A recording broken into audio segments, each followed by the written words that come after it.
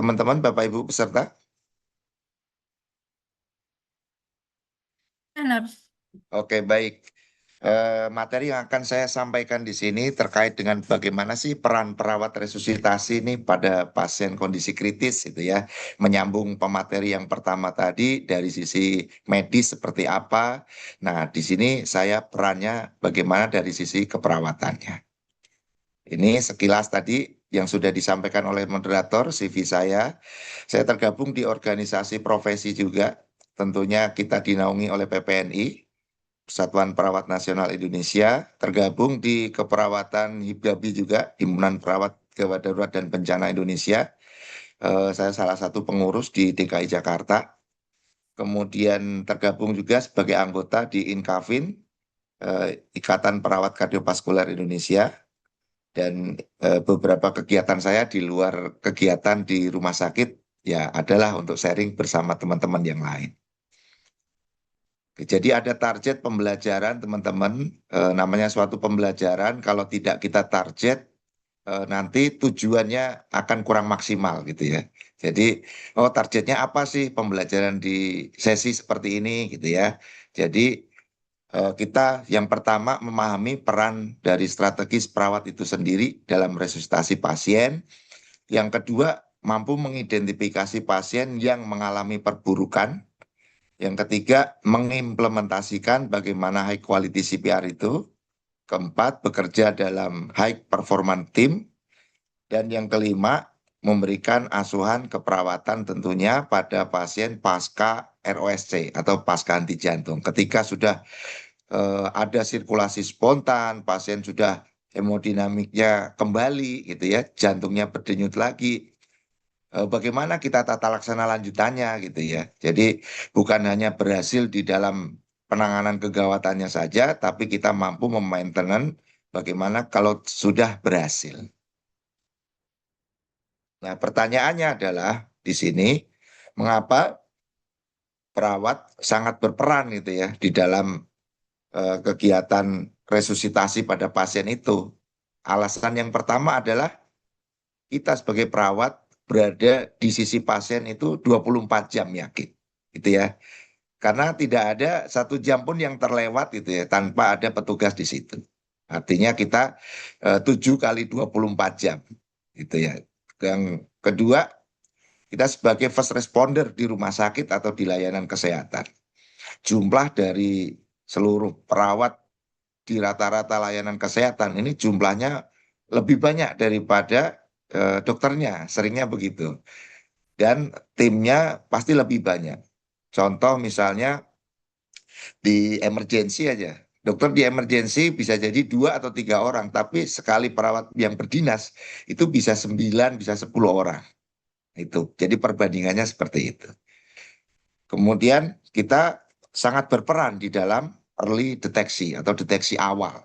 Karena kita yang mendapati pasien, kita yang melihat pasien, kita yang mengetahui kondisi di awal kita ketemu pasien, kita yang berbicara dengan si pasien, itu pasti awal, seringnya akan kontak dengan perawat. Maka kita bisa sebagai early detector. Jadi, oh ini kondisinya baik-baik aja, oh ini kondisinya tidak baik-baik aja gitu ya.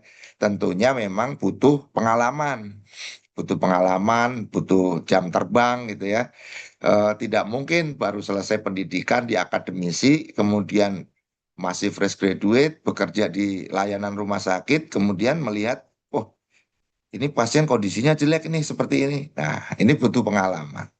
Yang tadi sempat didiskusikan di dalam webinar tadi, sebelum sesi sebelumnya, itu level perawat gitu ya. Nah, ini memang sangat perlu kita ketahui gitu ya. Kita sekarang ini perawat berkaca kepada diri sendiri, saya ada di level mana nih? Gitu ya, saya ada di level mana?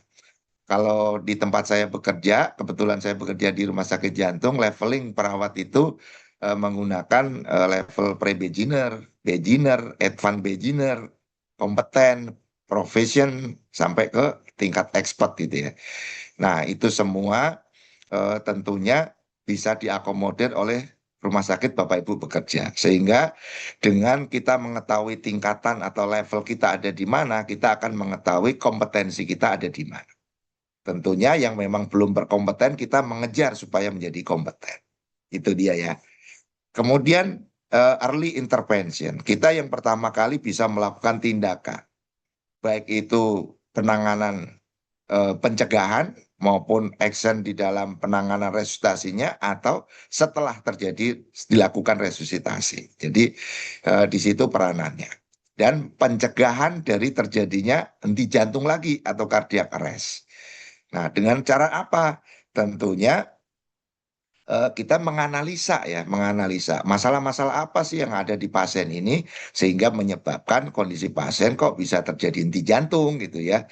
Nah, tentunya dengan proses pembelajaran, proses pengalaman, proses diskusi itu ya, itu akan membentuk dari sisi knowledge kita mengetahui sehingga kita mampu untuk melakukan pencegahan terjadinya cardiac arrest. Kecuali memang sudah berbalik lagi dikatakan oh ini mah udah semua dianalisa ya memang usia yang tidak mungkin kita bisa hindari gitu ya, usianya udah sangat tua gitu ya, usia pasiennya dari sisi organnya memang organ failure semua gitu ya, itu berbeda kondisi, ibaratnya sudah masuk dalam kondisi DNR gitu ya, itu berbeda.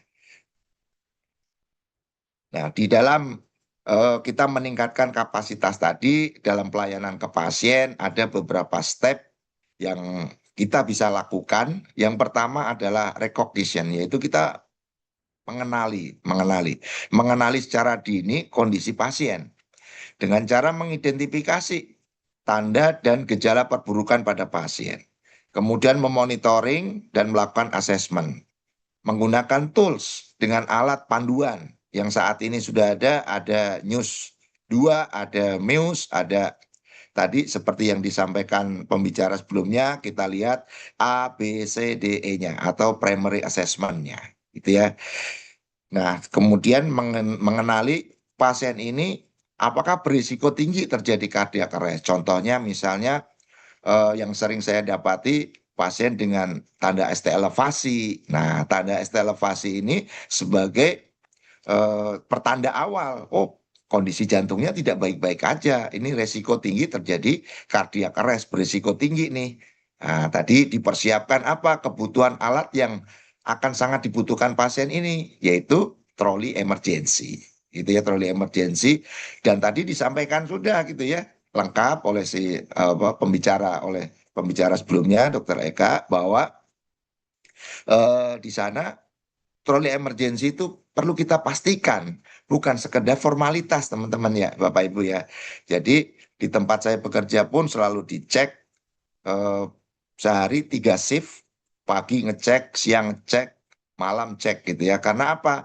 Prinsipnya adalah ketika terjadi kegawatan, terjadinya cardiac arrest, terjadi kondisi pasien darurat itu tidak mengenal waktu, tidak mengenal waktu, bisa kapanpun dan bisa dimanapun gitu ya.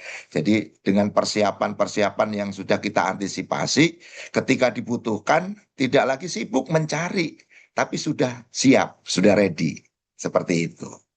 Oke, itu deteksi dininya. Kemudian bagaimana kita segera harus respon cepat, gitu ya, respon cepat, responsif, segera mengaktifkan ketika terjadi kondisi kegawatan, aktifkan sistem respon cepatnya atau aktifkan code blue gitu ya, minta bantuannya. Mengkomunikasikan kondisi pasien secara jelas, metodenya SBAR gitu ya, sebutkan situasinya, backgroundnya, kemudian asesmennya apa, dan rencana tindak lanjutnya, rekomendasinya lanjutnya seperti apa. Itu metode komunikasi yang sering kita gunakan gitu ya. Meskipun kita by telepon, tetap kita menggunakan metode SBAR. Kemudian menyiapkan peralatan, peralatan dan tim tentunya. Tim di sini memang yang lebih baik penempatan tim-tim perawat itu di ruang-ruang kritikal seperti di emergency, di ICU, di ruangan kritis itu ya, di high care unit. Nah, itu ditempatkan teman-teman perawat ini bukan yang first graduate gitu ya, yang baru lulus, tapi sudah ada pengalaman bekerja gitu ya, pengalaman bekerja. Sehingga apa? Sehingga ketika terjadi kondisi kegawatan pada pasien itu, kita tentunya sudah dibekali ilmu dan keterampilan. Ya. Bagaimana dengan teman-teman perawat yang masih belum berpengalaman? Maka diasah. Diasah di mana? Di pelatihan, kemudian di average care-nya. Ini diajarkan gitu ya. Diajarkan bagaimana kita berpikir kritis seperti apa. Oke, kemudian respon cepatnya koordinasi efektif dengan seluruh anggota tim tentunya. Jadi kita berperan sebagai apa nih di sini gitu ya. Jadi menempatkan peranan kita sesuai dengan tempatnya. Kemudian apalagi yang bisa kerjakan yaitu resusitasi.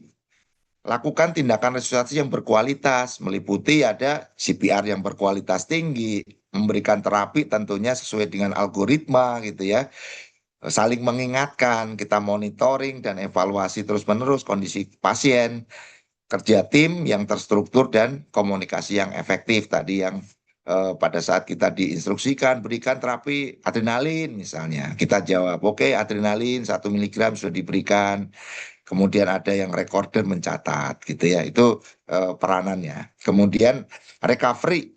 Nah, kita berperan juga di dalam recovery atau perawatan lanjutan. Di sana yang kita lakukan optimalisasi pasca ROSC-nya, mencegah terjadinya komplikasinya, kita dukungan neurologis, psikologis. Nah, kita libatkan juga keluarga nanti di dalam proses perawatan tentunya, bukan di ICU-nya tapi di average care-nya. Kemudian transisi perawatan yang aman dan berkelanjutan. Oke, ini di early recognition tadi ada beberapa poin yang harus kita ingat.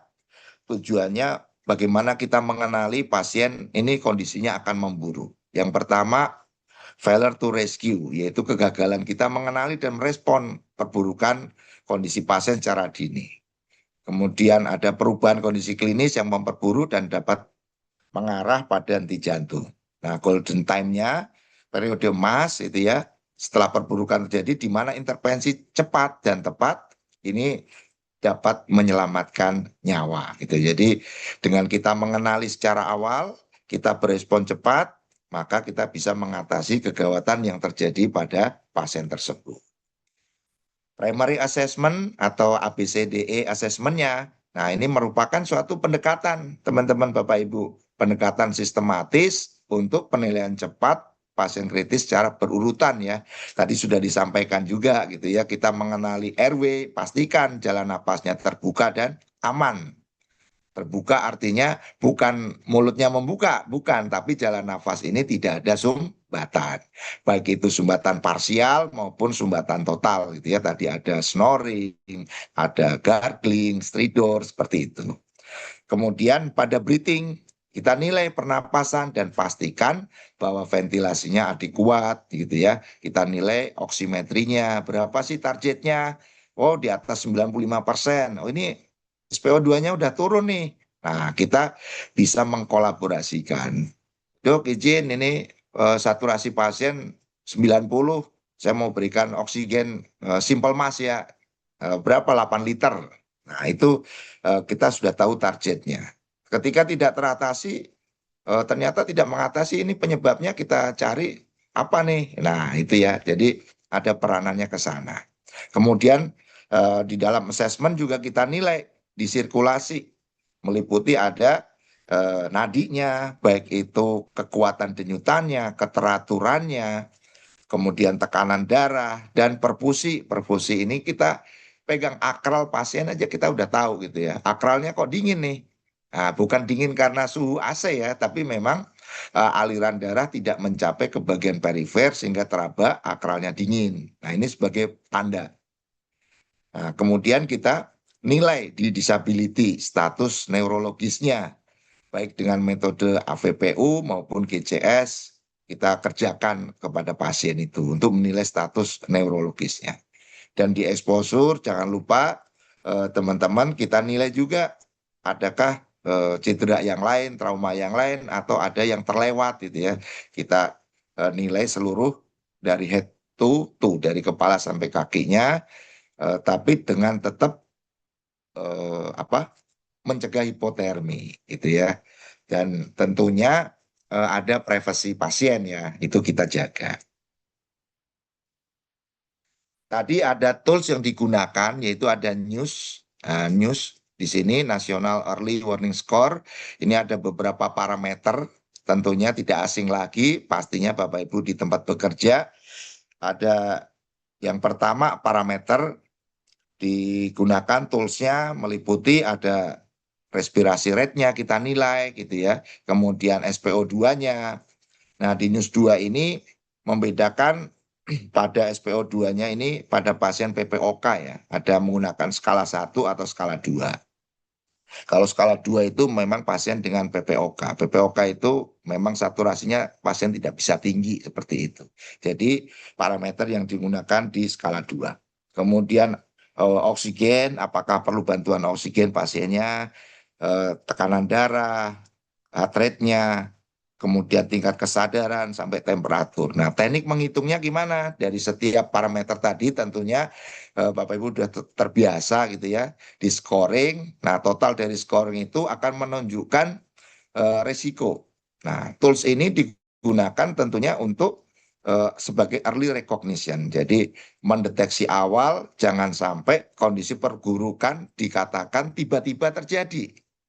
Nah, karena tidak pernah ada kondisi perburukan itu tiba-tiba. Kenapa? Karena kita selalu memantau pasien. Ketika ada tanda perburukan, contohnya di newsnya kok resikonya tinggi nih, scoringnya lebih dari 7 misalnya. Nah ini harus segera untuk dilakukan tata laksana gitu ya, tidak dibiarkan. Kalau dibiarkan ya pasti akan lebih jelek lagi. Oke. Nah, sebagai perawat kita juga sebagai tim rapid response system gitu ya. Ya, di mana kita di situ menjadi RRT-nya, Rapid Response Team, sebagai tim dalam merespon kondisi perburukan. Kemudian dari tools-nya tadi mengenali tanda-tanda perburukan, kemudian menjadi tim. Di sana terdiri ada perawat senior atau yang PK-nya levelnya sudah tinggi, kompetensinya tinggi, kemudian ada anggota tim yang lainnya. Di sana bertujuan untuk apa? Menilai stabilisasi, pencegahan, dan perburukan pasien. Sebagai medical emergency team atau di sini kita sebagai tim respon cepatnya, ada istilahnya TRC juga ada itu istilah ya. Itu merespon bagaimana kalau kondisi gawat darurat terjadi di area rumah sakit, apa yang harus dikerjakan. Ketika terjadi kondisi gawat darurat, nah, jangan sampai kita tidak responsif gitu ya. Kemudian jadi tim kode blue atau tim kode biru. Nah, di dalam tim kode biru ini juga ada peranan perawat yang sangat penting, di mana kita bertujuan untuk apa? Supaya penanganan pasiennya lebih optimal. Tentunya tim resusitasi ini sudah tersertifikasi ya, tersertifikasi. Bukan hanya di level kompetensi pelatihan BTCL saja, tapi kita ikut di pelatihan yang lebih advance-nya. Tujuannya apa? Supaya bahasa yang kita gunakan ini sama, pola pikir yang kita gunakan juga sama. Gitu. Jadi tidak ada ketimpangan. Contohnya misalnya pasien terjadi perburukan, terjadi henti jantung, ketika diminta, cepat lakukan resusitasi, cepat dilakukan pemberian terapi ini, cepat disiapkan untuk advance RW-nya. Nah, bahasa-bahasa yang digunakan ini sudah terbiasa kita dengar dan persiapannya apa aja kita pun sudah tahu gitu ya. Nah, makanya perlu adanya pembelajaran bagaimana meningkatkan kapasitas dari pola pikir dan keterampilan kita. Nah, kapan kita mengaktifasi pada kondisi kegawatan atau code blue? Jadi ketika kondisi klinis yang kita dapati pertama terjadinya ada henti jantung. Tentunya tanda henti jantung apa sih? Tidak ada nadi, tidak responsif, tidak bernapas ya, direspon, dipanggil, dicek respon, nggak ada jawaban, atau bahkan di pernapasannya terlihat napasnya nggak maksimal gitu ya, napasnya gasping. Nah ini kita aktivasi kodru. Atau kita dapati kondisi pasien tinapas. Nah itu juga kita aktifkan kodru. Terjadi kondisi tidak stabil di dalam sirkulasinya, kondisinya tekanan darahnya rendah, nadinya pulsasinya lemah, kemudian kita dapati tanda-tanda syok, akral dingin gitu ya, kesadaran menurun. Kapan kita aktifasi lagi? Yaitu ketika terjadi perubahan kesadaran akut, GCS-nya menurun gitu ya. Ada kondisi apa lagi? Kondisi aritmia mengancam nyawa. Contohnya pada VT, di gambaran monitornya tentunya terlihat ya, atau VF, atau kondisi asistol, bradi yang sangat berat, heart rate-nya 30, dan situasi yang lain yang mengancam, contohnya ada perdarahan masif, ada reaksi anafilaksis yang berat, atau kondisi kritis yang lainnya. Jadi alurnya di dalam flowchart-nya yang pertama kita identifikasi kondisi pasien ini, apakah kita temukan kondisi tanda-tanda klinis yang mengancam atau tidak. Yang kedua kita aktifkan sistem code blue-nya gitu ya. Yang ketiganya tim code blue ketika sudah sampai menuju ke lokasi, tahap berikutnya kita respon dan lakukan resusitasi, yang tahap terakhir stabilisasi dan perawatan lebih lanjut. Nah, teman-teman di dalam aktivasi code blue di sini jangan lupa informasikan apa itu lokasi atau tempat kejadiannya. Kemudian bisa nomor kamar, bisa tempat tidur, dan disampaikan kondisi pasien.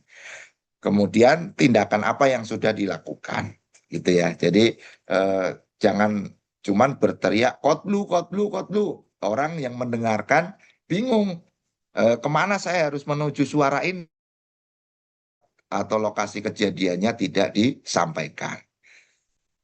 Akan sangat kesulitan. Dulu saya pernah sistem code blue-nya memang belum maksimal dan belum belum tersosialisasi dengan baik, ya bisa kejadian saya buka semua kamar itu. Nah, buka semua kamar untuk apa? Nyari suara ini sumbernya dari mana. Saya keliling nyari, ternyata di sebelah kiri saya berjalannya ke arah kanan. Nah, seperti itu. Jadi tidak efektif untuk waktunya. Maka minta disebutkan juga lokasi dan kejadian apa yang terjadi di sana. Bagaimana peran perawat sebelum terjadinya kondisi inti jantung? Nah, di sini. Jadi, kalau kita mampu mengidentifikasi lebih awal, tentunya pencegahan akan dikatakan lebih baik daripada penata laksanaan, gitu ya. Jadi, kita identifikasi pasien-pasien yang berisiko tinggi. Nah, tujuannya tentunya untuk mencegah terjadinya kondisi yang lebih berat. Contoh kondisi yang berisiko tinggi terjadi di jantung. Yang pertama, riwayat memang dia ada sakit jantung. Bisa infak miokard, bisa aritmia, bisa kardiomiopati gitu ya. Kondisi yang lain, penyakit pernapasan kronis seperti PPOK, pneumonia berat gitu ya. Ada kondisi gagal ginjal, gangguan elektrolit yang berat, seringnya adalah hiperkalemi atau hipokalemi, kondisi asidosis gitu ya, atau kondisi infeksi berat. Bahkan pada pasien-pasien yang eh, mengalami kondisi pasca operasi besar. Ini kondisi pasien yang berisiko tinggi terjadi henti jantung. Tanda perburukan klinis apa yang kita dapati gitu ya?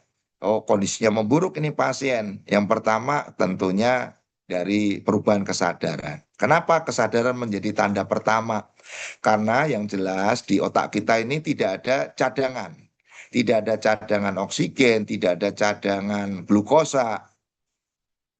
Ketika terjadi perubahan di dalam sirkulasi ke otak, pasti langsung menunjukkan perubahan dari kesadaran. Ini parameter awal yang sangat mungkin mudah kita lihat gitu ya.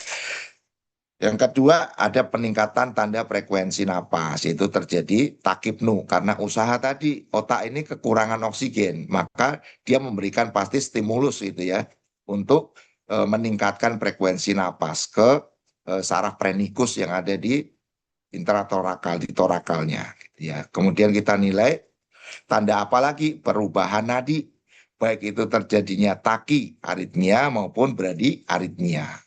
Perubahan tekanan darah, baik itu terjadinya hipotensi maupun hipertensi. Tidak ada kondisi yang lebih baik oh lebih baik hipertensi deh daripada hipotensi. Tidak ada. Karena kalau hipertensi sudah masuk ke dalam hipertensi krisis itu juga membahayakan. Tanda yang lainnya penurunan saturasi oksimetri ya. Oh saturasinya rendah, oh berarti oksigenisasinya tidak baik. Suhunya tidak normal, kemudian skor newsnya sangat tinggi gitu ya. Dan gunakan tools untuk menilai eh, sebelum terjadinya perburukan tadi. Nah, kita monitoring tadi, dibahas tentang monitoring hemodinamik. Monitoring hemodinamik itu apa sih? Yaitu suatu pemantauan parameter secara fisiologis, secara terus-menerus tentunya, untuk menilai stabilitas sirkulasi, memastikan fungsi jaringan yang adekuat, dan mendeteksi perubahan klinis sedini mungkin. Apa saja yang kita nilai? Yang pertama, tekanan darah. Karena tekanan darah ini mencerminkan kekuatan atau daya dorong darah terhadap dinding pembuluh darah, gitu ya. Eh, Kalau tensinya rendah, berarti kekuatan jantung di dalam memompanya menurun, gitu ya. Kemudian kita nilai MAP, main arterial pressure, tekanan rata-rata dalam arteri, yang menentukan dia perfusi organ vitalnya. Targetnya berapa sih MAP? Di atas 65 tentunya. Kalau 75, oh bagus, optimal gitu ya, di atas 65 mm air raksa. Kemudian kita nilai heart rate-nya. Heart rate ini mencerminkan aktivitas jantung dan kebutuhan oksigen tubuh. Ketika heart rate-nya lebih dari 100, berarti ada pertanyaan, kenapa heart rate-nya cepat ya? Nah itu, kenapa heart rate-nya cepat nih? Pasti ada suatu kompensasi jantung untuk memenuhi sirkulasi. Karena di dalam penghitungan tadi, teman-teman masih ingat tentunya bahwa dinilainya cardiac output itu heart rate kali volume sekuncup. Kalau cardiac outputnya menurun, pasti ada upaya jantung untuk meningkatkan heart rate-nya supaya cardiac outputnya tercapai.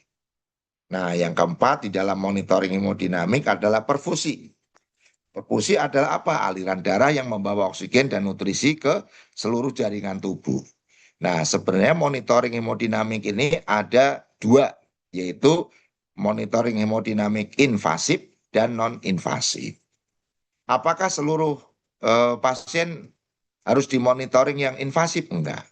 Apakah yang non-invasif? Enggak. Sesuai dengan kebutuhan, apakah memang membutuhkan yang invasif atau yang cukup non-invasif dengan kondisi kritikal pasien. Nah, di sini teman-teman jangan selalu berpikiran, oh lebih mudah memantau kondisi yang invasif. Saya malah terbalik. Kalau pemantauan hemodinamik yang invasif, ini sangat mudah. Sudah ada layar monitornya gitu ya. Kita tinggal ngelihat angkanya sudah ada. Dan apa yang terjadi di situ sudah kelihatan. Nah, justru yang sulit kalau kita monitoring hemodinamik non-invasif. Kenapa? Karena butuh pengalaman kita sebagai petugasnya, sebagai perawatnya, gitu ya. Contoh di ruang average care, di ruang perawatan biasa. Yang kita gunakan monitoringnya non-invasif.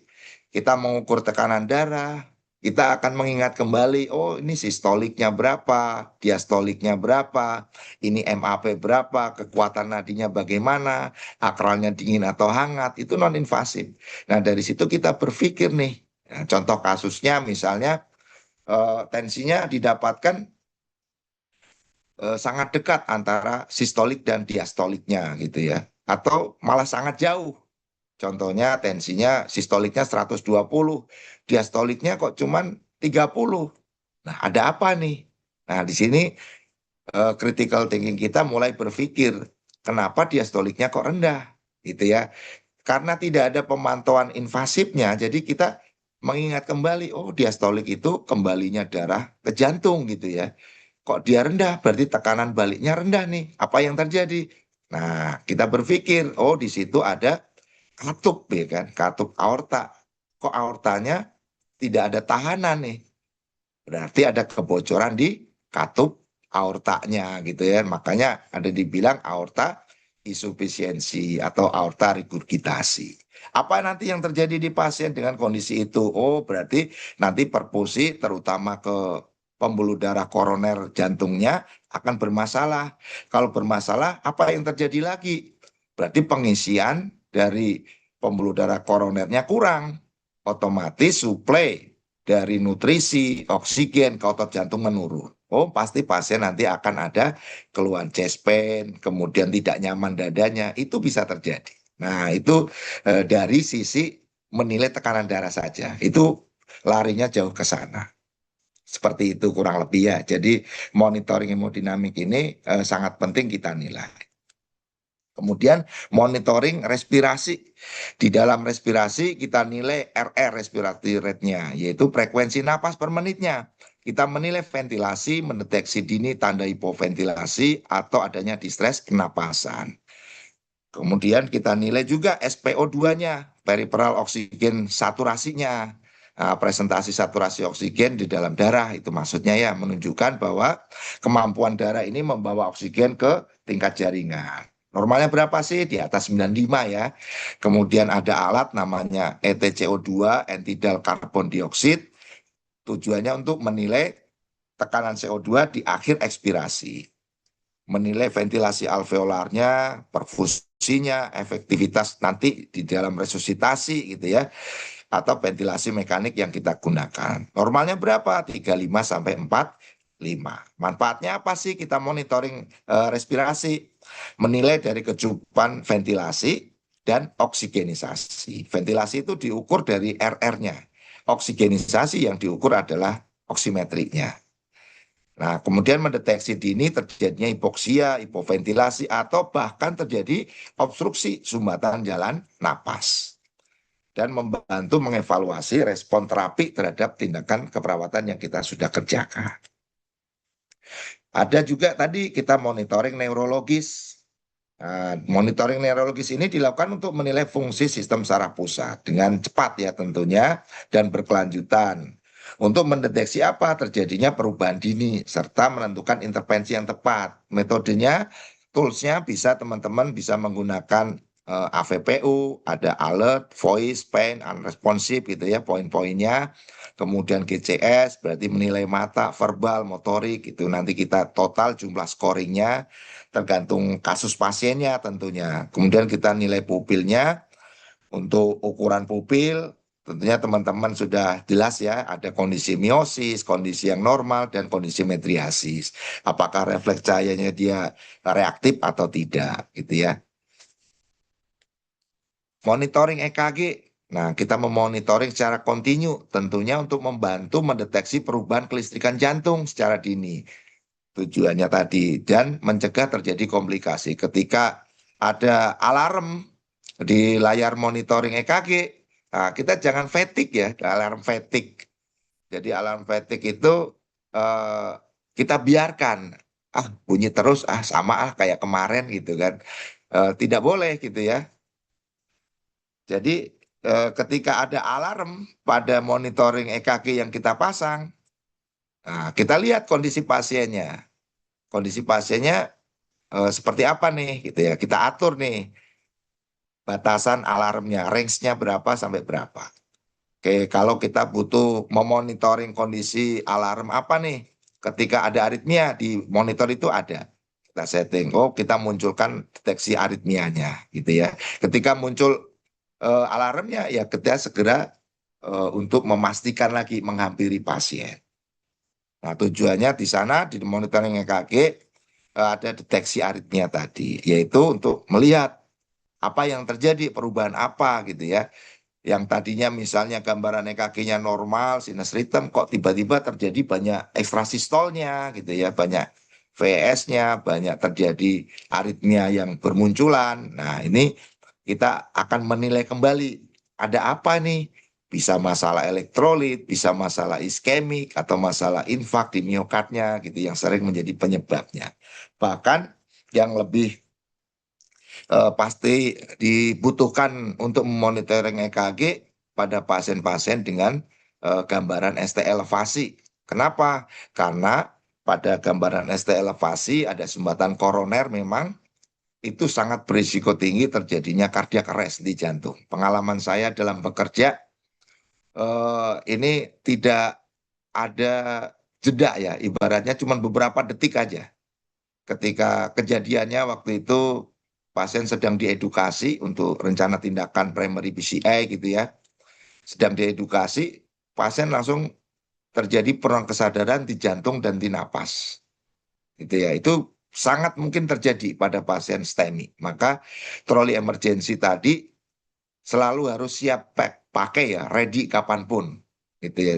Jadi meskipun sudah selesai digunakan, harus segera dikembalikan kelengkapan kebutuhan troli emergency itu secara utuh gitu ya. Berikut dengan fungsinya. Maka pada waktu itu yang terjadi pasien kardiak arrest karena sudah termonitoring dengan monitoring defib, terlihat gambarannya saat itu VF.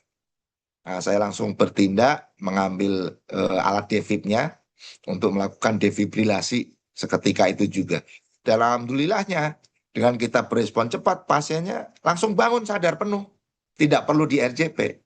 Nah, itu makanya di dalam konsensus di AHA pun sudah sering disampaikan di setiap perubahan atau update-nya itu segera untuk early defibrilasi. Karena di sana sangat penting kaitannya tadi bahwa gangguan kelistrikan itu yang harus segera didefibrilasi obatnya gitu ya.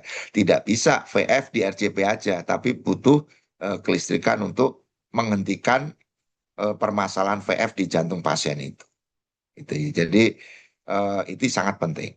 Tapi tentunya di dalam melakukan tindakan tersebut kita mesti ada salah satunya tadi kompetensi, kemampuan ya.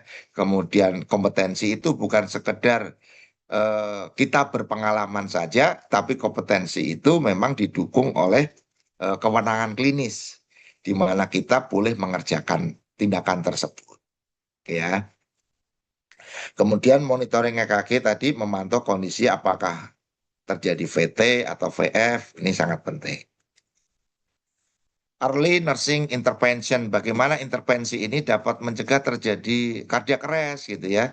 Nah, di dalam rantai early nursing intervention, deteksi dininya, yaitu kita akan menilai perubahan fisiologis awal, tanda dan gejala, kemudian kondisi perburukannya, sampai terjadinya kondisi cardiac arrest. Intervensi apa yang kita lakukan? Assessment dini dan monitoring tadi ya, sudah ya, yaitu ada pemantauan EKG, TTV, menggunakan tools dari NEWS, kemudian tanda-tanda perburukan yang lain. Kemudian kita nilai dari intervensi diri respirasinya, optimalkan resusitasi di sirkulasinya, monitoring kondisi neurologis, komunikasi dan koordinasi. Ini sering terjadi apa ya? Kita eh, bergeser lah gitu ya, kita bergeser lah. Kita sebagai mitra, sebagai teman kerja eh, berperan aktif gitu ya. Kita tidak menunggu untuk diperintah, tapi kita menyampaikan hasil analisa. Nah, ini perkembangannya kalau saya lihat ke depan dari tahun-tahun sebelumnya itu sudah banyak perubahan gitu ya.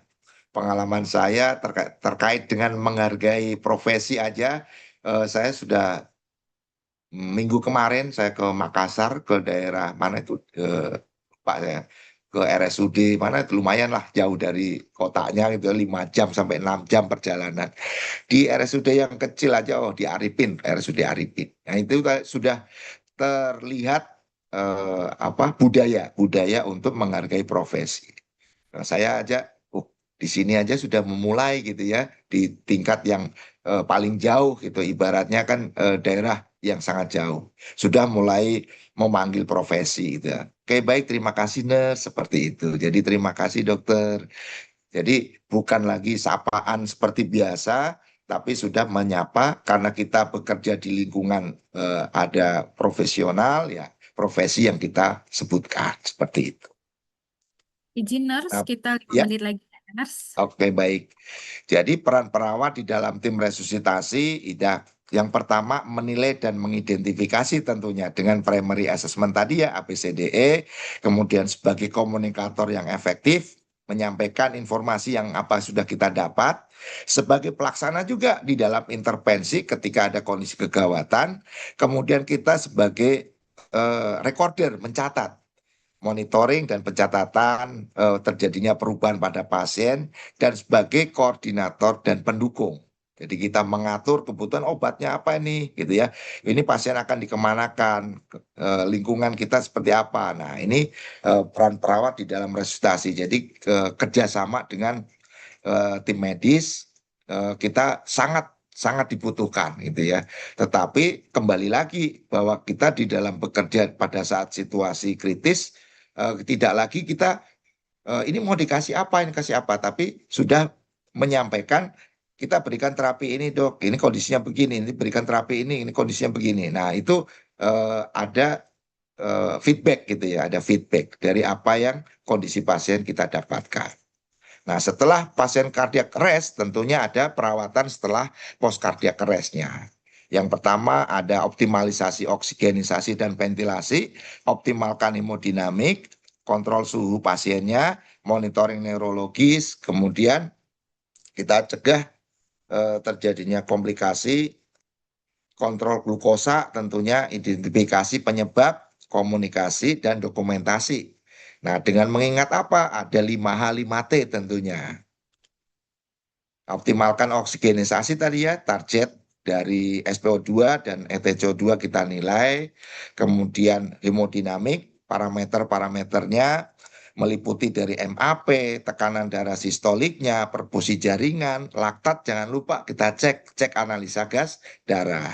Kemudian urin output targetnya kita lihat. Kontrol suhunya gitu ya, bahwa di dalam pasca resusitasi update-nya di AH 2025 kita suruh kontrol suhu. Targetnya dari 32 sampai 37,5 gitu ya. Di mana? Di ruang intensive care tentunya dikerjakan itu. Dan monitoring neurologis pasca resusitasi. Kita nilai tingkat kesadaran, respon pupil, refleks batang otak, respon motorik, tanda kejang, seperti itu ya. Dengan targetnya ada suhu, tekanan darah, oksigenisasi gitu. Kontrol glukosa targetnya 140 sampai 180 selama 24 sampai 72 jam pertama gitu ya. Untuk kita hindari apa? Hiperglikemi dan hipoglikemi. Nah, identifikasi bagaimana kita mencari penyebab terjadinya pasien tadi terjadinya cardiac arrest. Nah, cari pendekatannya dengan mencari penyebab yaitu 5T. 5H-nya ada hipovolemik, hipoksia, hidrogen ion atau kondisi asidosis, hipo atau hiperkalemi, dan hipotermia. Sedangkan 5T-nya ada kondisi penyebabnya cardiac arrest, ada bisa tension pneumotorak, tamponade jantung, toksin, trombosis koroner, dan trombosis pulmoner. Nah, perlu adanya debriefing setelah resusitasi tadi ya, kita menggali, mencari masalahnya ada di mana tadi, terjadinya kegagalan tadi. Oh, ini kompresinya tadi kurang optimal misalnya. Oh, pemberian terapinya tidak maksimal. Oh, tadi tidak pasang papan punggung pasien di dalam resusitasi. Nah, itu dilakukan debriefing. Bukan kita menyudutkan satu orang enggak, tapi untuk proses evaluasi supaya ke depannya dalam tata laksana ini akan lebih baik lagi. Nah, ini kesimpulannya bahwa sebagai perawat kita sebagai garda terdepan tentunya. Kemudian jangan lupa kita punya peranan untuk mengenali deteksi dini dan aktivasi bantuan. High quality CPR sangat dibutuhkan. Kemudian peranan perawat di dalam perawatan pasca ganti jantung ini sangat penting. Tetap kita melihat evidence based praktis itu ya di dalam pembelajaran. Jadi teman-teman di dalam penanganan pasien ini kita tidak membudayakan biasanya. Nah, kata biasanya itulah yang akan memojokkan kita sendiri gitu ya. Tetapi kita berbicara adalah sebagai ada evidence based practice atau literatur, ada dasar keilmuannya. Nah, itu baru benar. Tadi tidak berbicara tentang kebiasaan.